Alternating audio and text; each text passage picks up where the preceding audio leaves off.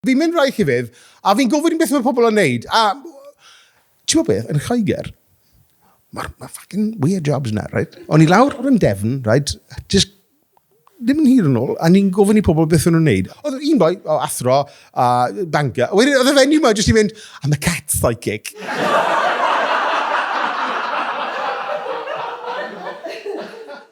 A ni ofyn mynd, well, okay then, right?